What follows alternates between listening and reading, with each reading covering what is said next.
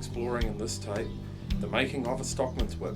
A whip that, properly balanced, properly set up, will do any trick, will crack any crack and do any motion.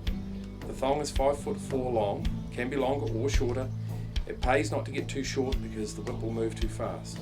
But in most cases it is a standard length and therefore can be used quite easily off a horse. And so follow me and we'll learn how to make one.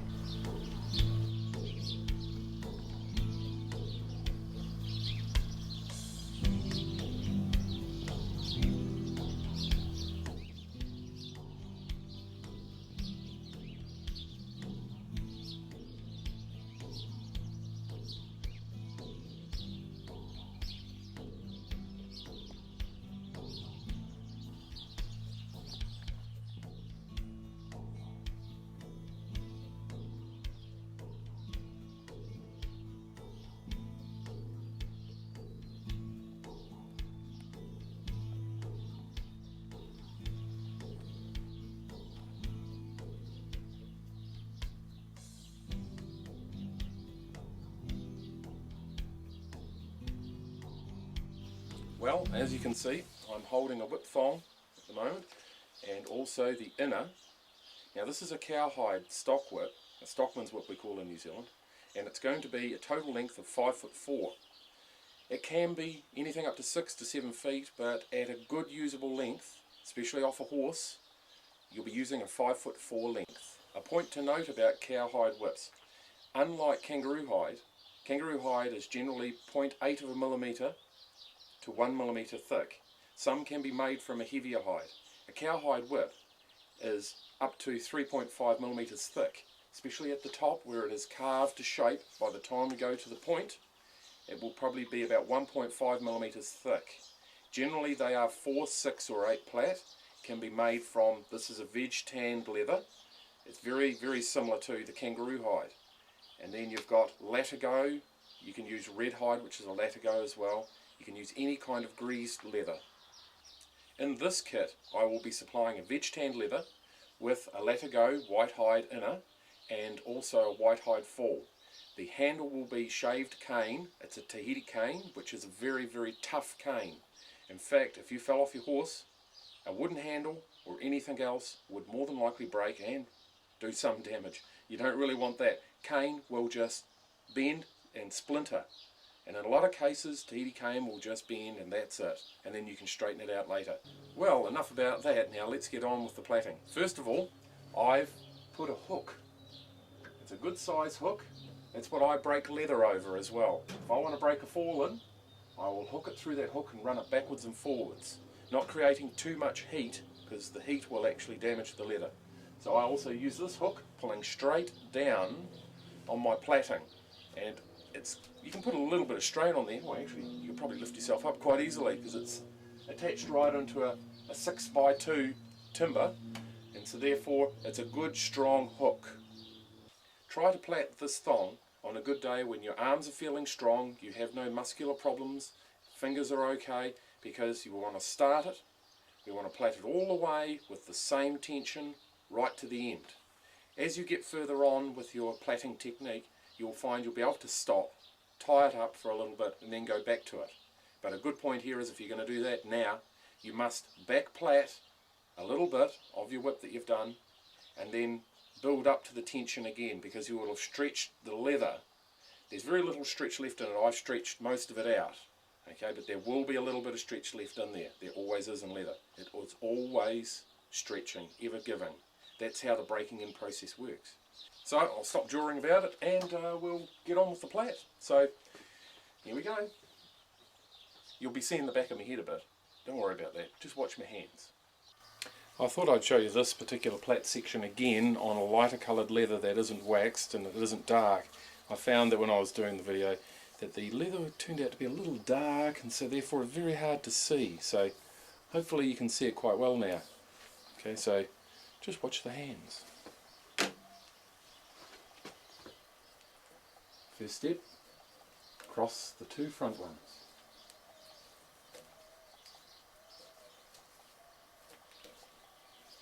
Then pull the back one round underneath one over one. Now another back one, underneath one, over one. Round the back, underneath one, over one. Round the back, underneath one, over one. Again round the back, underneath one, over one. And this will pull in quite tight even if it is still dry. But as you can see, there is a pattern forming here. So we just keep on plaiting, underneath one, over one. Underneath one, over one. And keep plaiting all the way down. The taper is going to run all the way down the whip, and we keep going. Underneath one, over one. Underneath one, over one. And we'll just keep going all the way down the whip. Again, look for that nice line of plait. That's what you're after. Don't be worried if at first you don't succeed. You know the old saying, try it again. Keep going, keep plaiting. The more you plait, the stronger your fingers will get. Okay, we're at the end. Amazing that. Ooh, sore fingers afterwards. If you do it really tight, it's sore. Yeah, so 5'4", I've hit the end. I have yay left over. Well, it's your choice. You can go further on, but as you get closer to the end, I've tapered the strands right down, so you're starting to get into that kangaroo hide, thin, yeah, problems will start to happen. You can keep it thicker, but then it doesn't really matter because you can always reattach the fall further back. You can experiment with the length. This thong will go up to 6 foot 2 inches, but you'll find that you have a much better balance for those nice flowing volley type cracks on 5'4", even 5 foot. But just experiment a bit. Start with it a little longer because you can quite easily just undo or just cut the fall off and reattach it again. But you must have at least 36 inches or 3 foot of fall. Most important. And then your cracker shouldn't exceed 1 foot. Anything longer than 1 foot and it's going to feather like mad. And in fact, you'll probably find if you have too thick a fall, it'll thump on the end. It'll come slapping back at you. Well, you'll have to excuse some of the headshots here. I'm my own cameraman at the moment, so it's a little hard to work with these tiny little things to try and zoom in and do bits and pieces. So bear with me anyway. What I'm going to show you now, on the end of the point, is how to tie on your fall. It's pretty quick, pretty easy, but everybody likes to learn a new way. I have a particular technique where I actually bind it and lock it into place so that there's a few extra little pieces to learn about it. So here we go, I'm going to zoom in. Look at that, isn't that amazing? And okay, so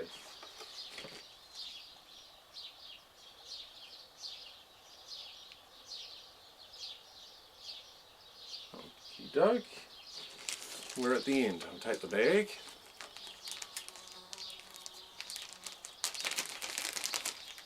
Take the fall out of the bag.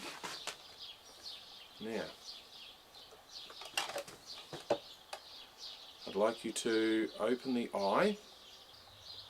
Now you have the nice smooth side facing forwards, and you open up the eye and you pop it over the end, and of course feeding everything through. So we run that up the whip about far enough so that we can actually see about 1 foot of the fall at the end, and then we start to perform to tie the knot there. We undo where we tied off and we start with the first or the back strand that we would have started to pass round the back, under one, over one. We'll start with that one. So we go round the fall, around everything and through its own loop, and then we pull that up. Now I have got this on another video, but you may not have that video, so I'll just show you. Just get your thumb and you push it and you pull it and you push it and pull it, and you get it to sit nicely so that that is now a running half hitch heading down. So the more we pull on that, the tighter it's going to go. We take the next one. See, there's 3 on the side, and one on this side. Now, good point. That one there is going to be the one that we tie off at the end. That's a good one, that one. Otherwise, it'll look a little untidy. So we'll take the one from the bottom, it'll slide out nicely, and just sit over the top, running the same way. Everything must travel the same way all the time. So, put that through its own loop as well. And then we, again, fiddle it around. Try and get it to sit nicely in place. Push it with your thumb. Pull it up tight, and then pull it up nice and tight. Just do the best you can. It's not really that critical. Okay, so there's number 2. Okay, see how it goes all the way around? It's good, isn't it? Okay, so we have, make sure that you don't use all of the same one strand to tie your knot. Try and see if you can remember. I like to actually just grab a knife and just cut off the ones I've done. Cutting down about yay far. Tough leather, isn't it? So anyway, we know which ones we've done, which ones we haven't done. So we'll go to that again. The same way, the same loop goes back through itself again, and we'll push it and pull it, and there we go. It's number 3. We can push it and pull it a little bit more. I keep running off shot here, troops, but well, I'm actually watching a monitor at the same time and trying to get it to sit in the right place while I'm trying to see what I'm doing on the knot. Kind of difficult. Anyway, we have the last one. Have a look at that. You won't need to cut off this second to last one here. In fact, the second to last one, you know that it's the second to last one. So now we're going to try and move parts of the knot around a little bit, and then this last one does exactly the same as all the other ones to start with anyway. Over the top, and then gets pulled up. I'll pull it nice and tight. Now what you see is that. Now, here's the tricky part. I'm going to have to turn the video off for a little bit while I get ready to show you. I'll have to zoom into a different angle. Okay, we're back again. Now, we have the last strand here. Now, what I'm going to do is, see it's naturally running and heading out around this way. I'm going to open up with my fid. Very interesting tool. This is a sharpened screwdriver with flat, dished shape, with slightly squared sides. It's pointed, but it's not sharp. There's no sharp points on it. So I'm going to use this to open up the loops that I've made. I'm going to drive it in, just like that. Drive it right in. Push it, and notice it's wedge shaped, so it's going to open up those loops that I created. Now I'm going to take the sharpened point of the last thong that formed the running half hitch and see if it's going to slide up through the gap. If it isn't, I'm going to stick that back in there again, push it up and press on the side of that knot, which will help to press with your hand to keep it open. Right.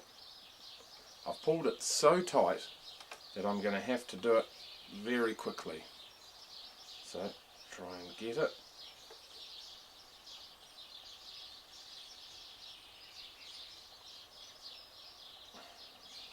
Yeah, there it goes. I got it. Okay, so now I'm going to pull that. And it's pulling through, notice. And it pulls up and it sits just nicely there. See how that folds back on itself there?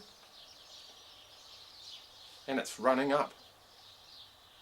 through the centre here. Now we'll go round the thong, going on the underside. See that again? So I'm going to go round the thong, all the way round again, one more time, and then we're on the other side of the knot now. We're on the opposite side of the knot.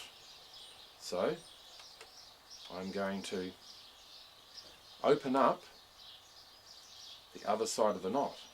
This time it's all 4 parts that I'm going to try and open. So I insert the fid right in, and yeah, you can see that there's a lot of wax being squeezed out there. If you put a lot of pressure on it, you'll see it all come out. Now open it up, and it should slide right through again.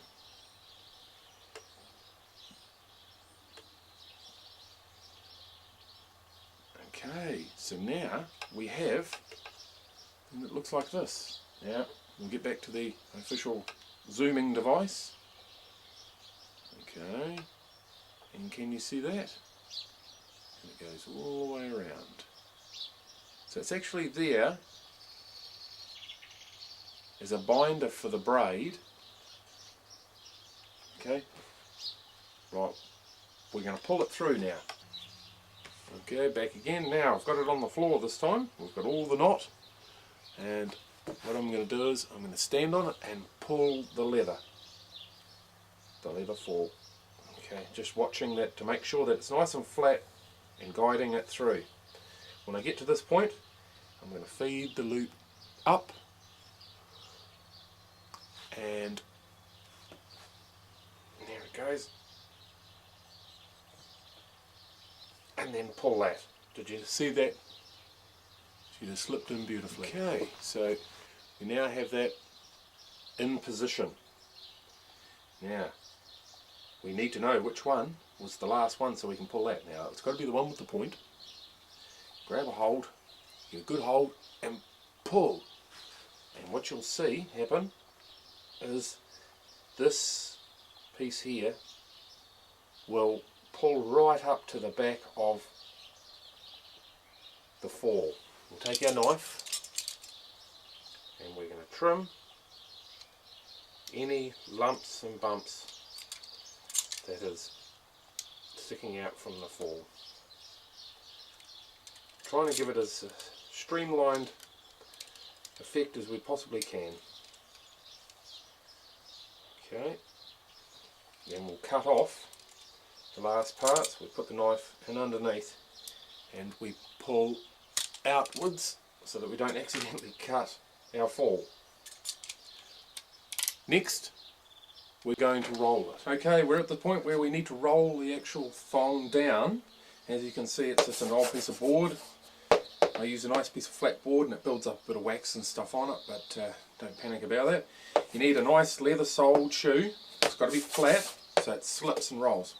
As you can see, when we roll it, roll all the way down. And then we'll keep shifting it along, roll, until you feel it go nice and smooth. Now you can really see the difference there, can't you? You can really see that it's actually rolling it into place, where it may be lumpy and then smooth. Good point to know here, and that is, this is a very good way of taking lumps and bumps out of whips and also breaking them in. It eases the braid. We're easing that flat now. And after that, it won't be quite so rigid. It'll be a little bit more flexible than it was before. You feel where it's tight, where it hasn't been rolled? And this eases it down, so there's a bit more fluid flow to it now. And the tighter you roll that down, the more flow it'll have. This is the handle kit. The plait for the handle, the cane shaft with the lead weight on the butt. You've also got a special binding material, it's wax coated. You also have the piece of leather for the Turk's head at the end. And also you have your keeper. Now most important, we're now going to put the keeper on. Notice that there is a loop through the centre. Now if you look very closely, there is a little black mark. That's where the keeper will sit. Okay, I'm back again after charging the battery. So, okay, you see the little black mark just there? Now that's where the keeper will start. So we wrap the first layer around and it should meet. We're very close to it on the other side, because there's another black mark there. And as you can see, it's just about meeting there. So we take the thread that's supplied. It's quite stiff, as you can see, it's quite stiff, it's been waxed, so we need to go round and form a knot just underneath the knob. Okay, so now we pull it round like that. Now that's going to hold the first layer of the keeper in place, as you can see. Now we're going to put the next layer over the top and wrap that around. And of course we'll keep that just underneath there because that's going to be bound down. And there we go, now it'll meet on the other side. Now we've come out from the knot and we'll now bind. So here's the keeper. Now we're going to bind. So I'm doing this by hand here so that you can see what I'm doing, but we need to get a tighter job done. We will tie the end of this onto a hook or a doorknob or something, or a post, and then pull away and actually wind it up, pulling, but I'll do it this particular method here, serving it this method, so that you can see how I'm binding it down. Later on I will tie up and then pull it very, very tight. So I'll do it this method. And we'll keep going around and we'll jump to the end when we're just coming down past the bottom. I've come to the end of, I'll unroll it a little bit so that you can see just where the keeper is just finishing and just ducking under. So we'll roll it up again. You've got to keep this as tight as possible.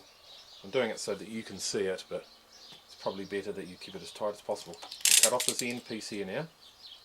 Being careful not to cut the cane, of course. Now, we're going to get a bit of the end, because we've got quite a lot of this line. Cut off about, I don't know, foot and a half. Form a loop. We're now going to whip it under. So if we lay that down there, I use my knee for rolling this on. Let's see, I'll slowly roll it up, making sure that you keep this out of the road. And you only need to roll it up softly to start with, because what you'll see in a minute is another trick of the trade, where I'm going to undo it and redo it again. Now we'll whip that under, and you get a little bit extra of this as well, so that you can make your first crackers out of it if you want to.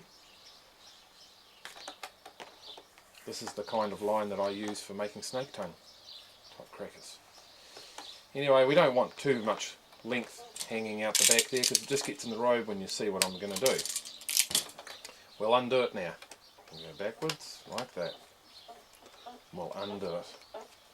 I'm just going to put that end up in the keeper so it stays out of my road. And we'll undo it all the way back to the beginning again, to where we first started the whip under. And now grab a hold and pull it down real tight. Really putting that pressure on, winding around. As you can see how my hand is winding.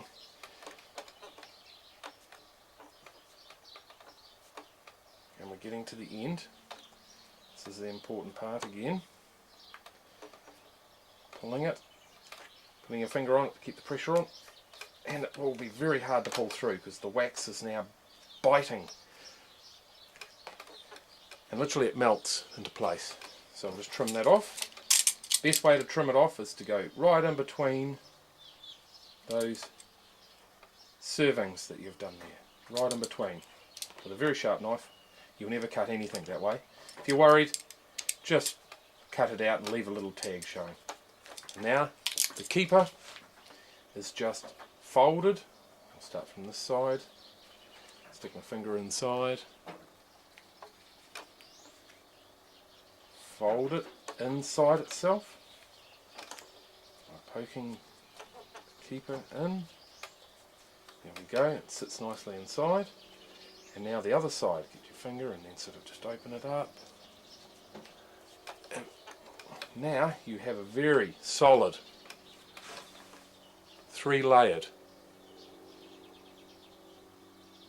type of keeper. That's going to be very tight and it's not going to move. Okay, now we're going to go to this other end here and we're going to do something there. Okay, so what we're going to do is we're going to take these strands of leather. Okay, now you'll notice that exactly halfway in the middle, length of each strand, you'll see a black mark. That black mark, and there's a shallow cut in there. You find all of those. There's another one there, shallow cut.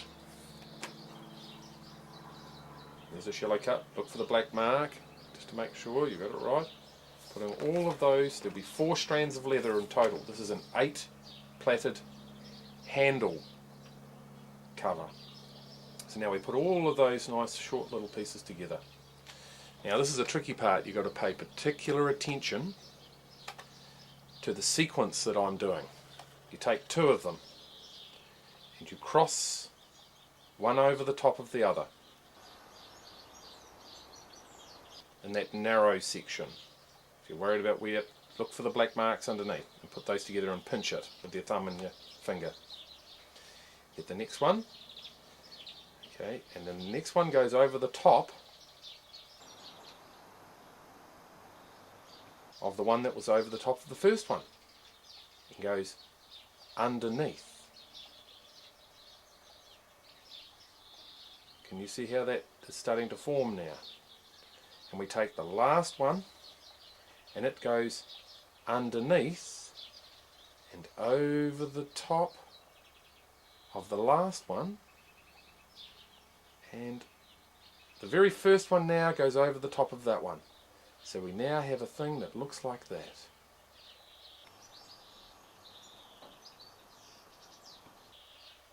We've got 2 ends, 1, 2, and we have the bind, the beginning of the bind. Now we carefully, this is difficult, carefully hold it with your fingers, insert the handle, start at the thinner part of the handle. Now if you drop it, just got to make sure you keep that just right. There we go, we've still got 2, pinch it with finger and thumb, the 2 ends. Now we've got to hold it like that and turn it over. And of course, this one, as you can see there, is underneath, this one is underneath that one. So that one needs to go over the top of the next one. So it goes over the top of that other one that's on the other side. Can you see that? Goes over the top of this one here, because this one's going over the top of that one. It needs to go over the top. This one here, it's an under, goes over the top.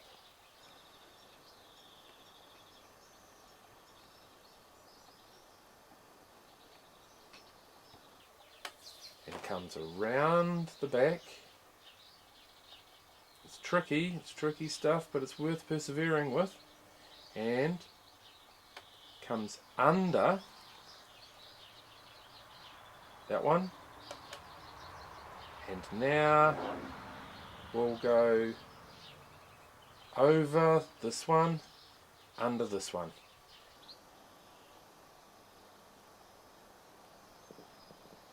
Now we have a bind.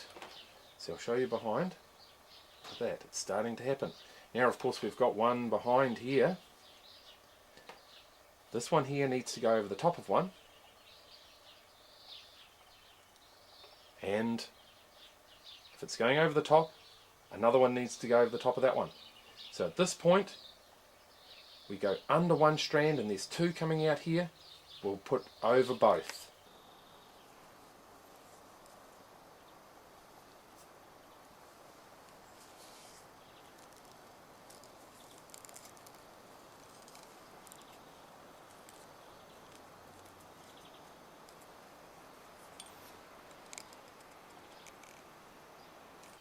So look at that.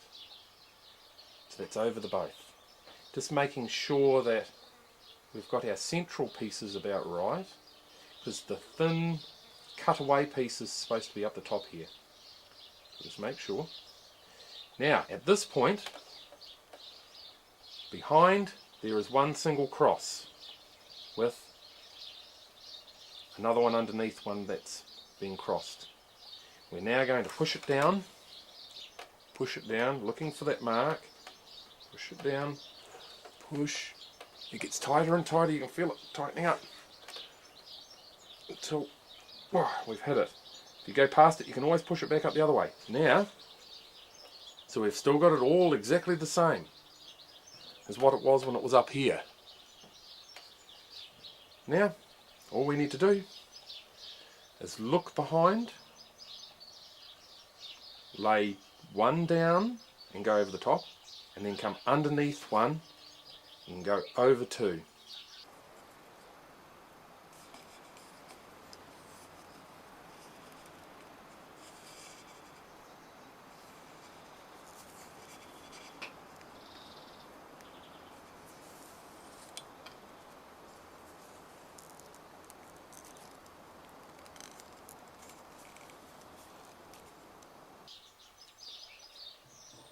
And we do the same on the opposite side. We put one down,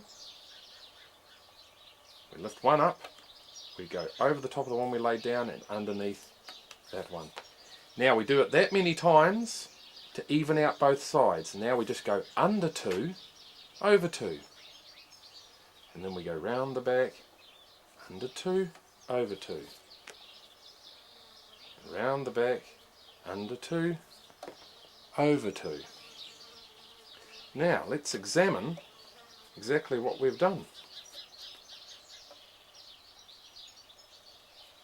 Just making sure that everything is in the right place. You can still push it and shove it, and you can still pull it as well. At this point it's good to pull it nice and tight. It's kangaroo hide, so she's not going to break on you. You don't want to pull too hard though. Okay. So now we just keep plaiting all the way to the end. Round the back, under two, over two. Round the back, under two, over two. I'm doing it in this technique so you can see my plait. Normally we'd plait two-handed technique here. I'm holding it with my thumb and finger underneath. So then I can round the back, under two, over two. So I'll zoom in with my magical device here a little bit. Okay, and now we've got it full shot. So here's this one's going to go round the back, coming under two, over two. Looking for any gaps, getting a nice straight line again, line of plait. Okay, we're going round the back, under two, over two. Under two, over two. Okay, we've cut to the end. Now I'm sort of covering over the knob, as you can see. Now we can turn that over, holding the other side, and you'll see that there's a gap there. So why not cover it up? Just get your... It's a tricky thing. Just try the best you can. It doesn't really matter too much. I'm going to cover it right. There we go. Just to where the base of my knob began. I'm going to put a bit of binding. Generally the piece that I've used to help serve the main keeper. and I just bind it round and round until it starts to lock. Now turn it over. Right, I pull it down real tight. There we go. And now I pull a few little knots.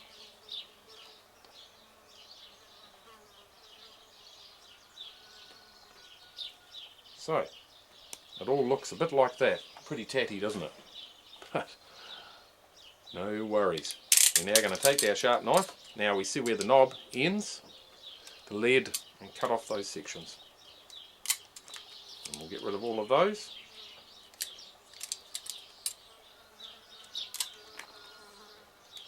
As you can see how easy it is to cut them away if I'm slipping down through there.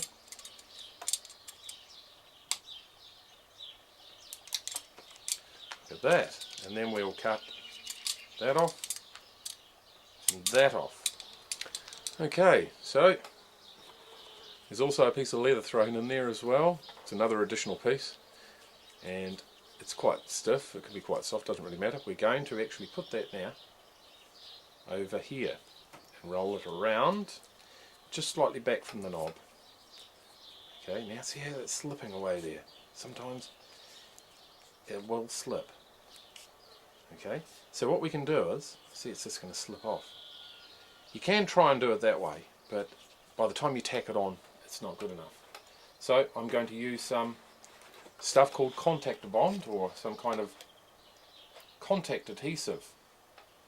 Okay, I will put the contact adhesive on the grain side of the piece of leather, up a reasonable distance, and before that sets, because normally contact you wait until it dries and then you stick it together, but now we're going to just put it in place and it will actually set and hold that just nicely until we get it. But the old glue on the hands won't hurt, and as you can see, there we go, and I'm going to go all the way around till it meets where I started again. So I may need a little bit more glue, that's alright.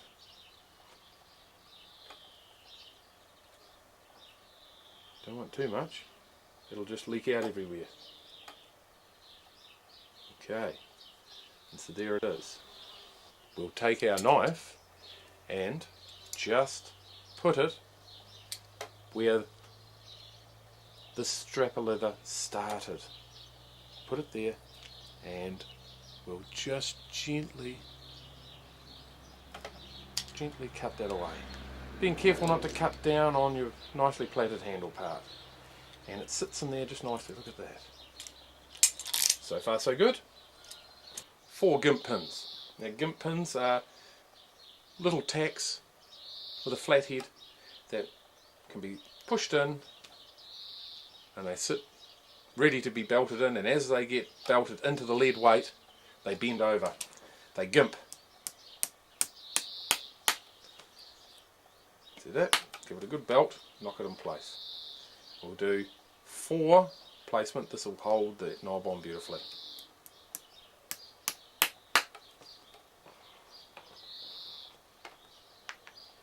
As long as I don't drop one on the floor. Okay.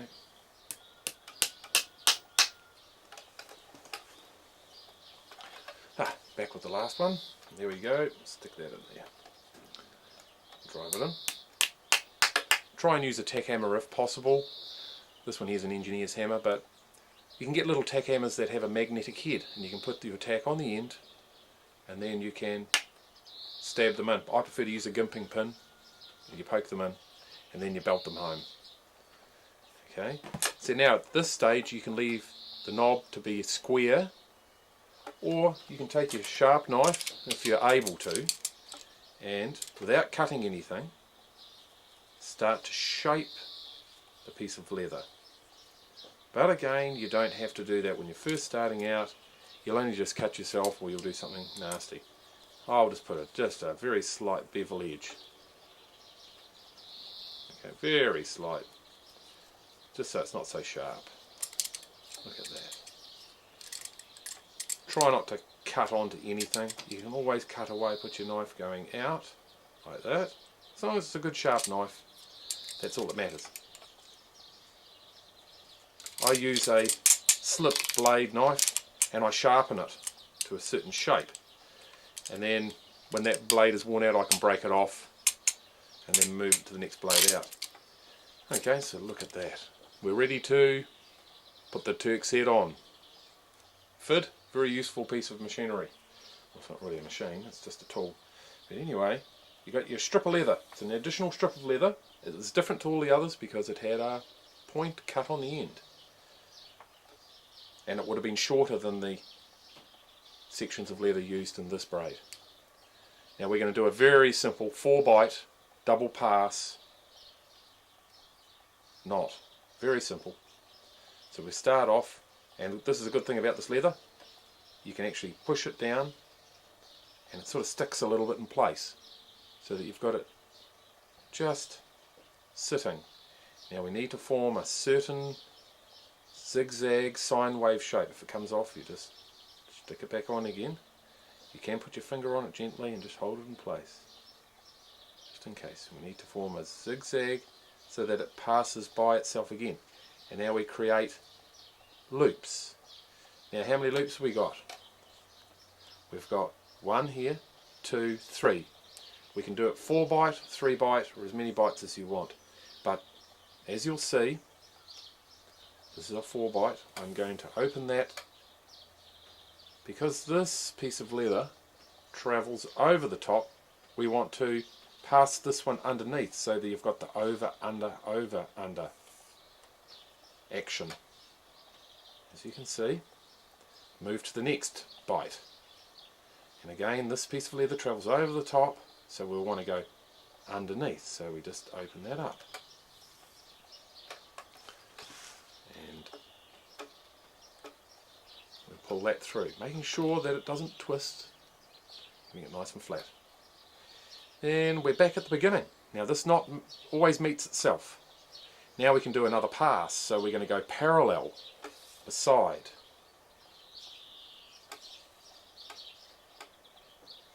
Just making sure it doesn't twist.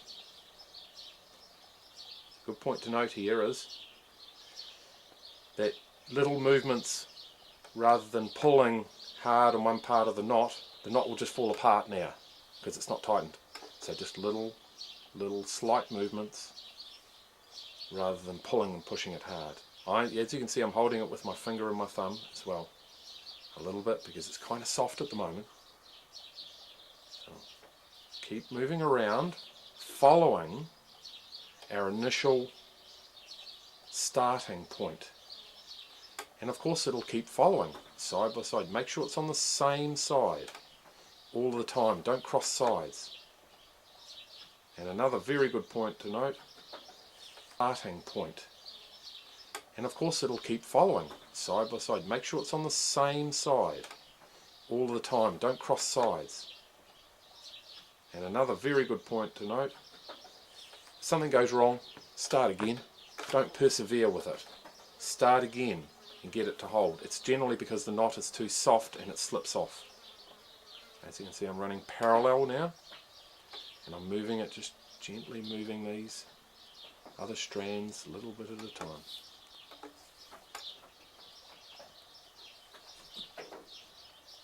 Okay, now we're being careful here because this was the starting point. So put your thumb on that so that when you put your foot underneath, you don't accidentally slip it out. It will just slip out quite easily. There we go, and we're just finishing the knot now, just slight movements, remember. As you can see, it's covering now. It's just called a cover knot.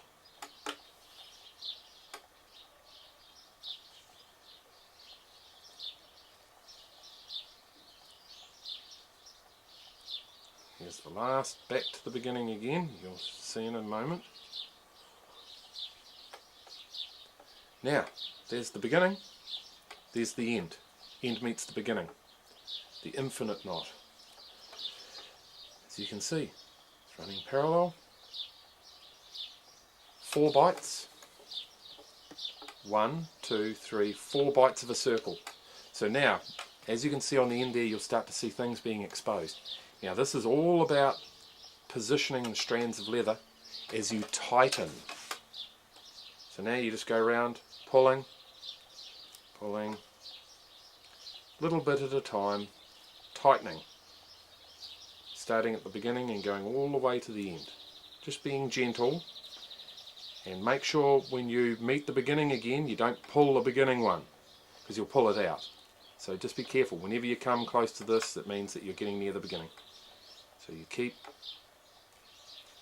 running around, pulling, pulling, pulling just gently every time. As you'll see, you need to move things around a little bit. Okay, now if there's any gaps showing, here's one here. It's generally because our positioning of the strands. You start at the beginning again and keep tightening up. A little bit at a time is better than trying to pull it all up at once.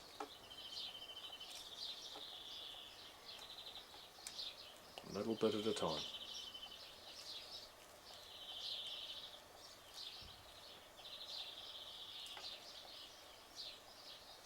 As you can see, I'm pulling it. I'm getting a little bit of length every time. I've pulled this last one quite tight. I can feel it.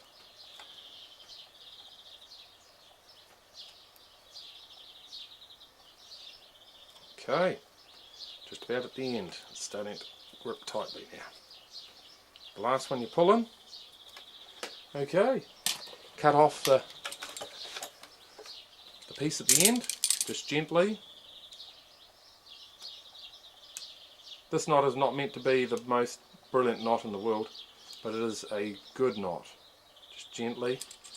Now, cut it. There we go. It's not the most brilliant knot, but we'll slightly form, because it's a lead knob, we can slightly form it. You don't need to get too complex. You can get books out and you can put different types of knobs on. There's some pretty amazing knobs. So that's very basic. There we go. It's formed. The handle. Let's widen out a little.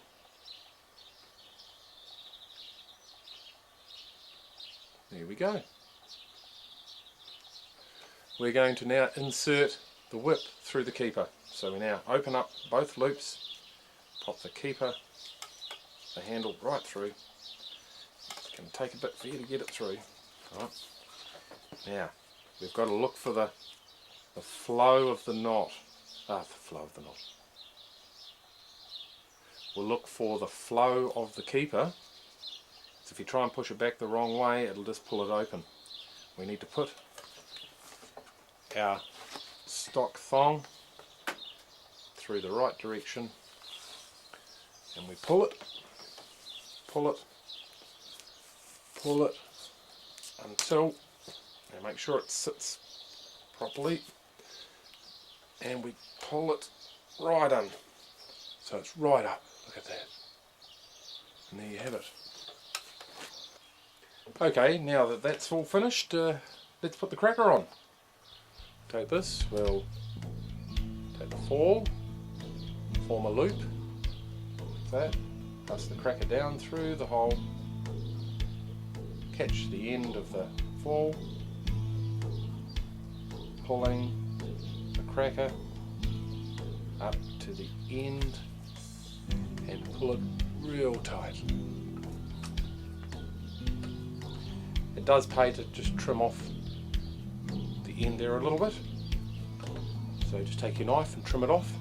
Okay, now that you've made your own whip, well, let's go out and give it a shot.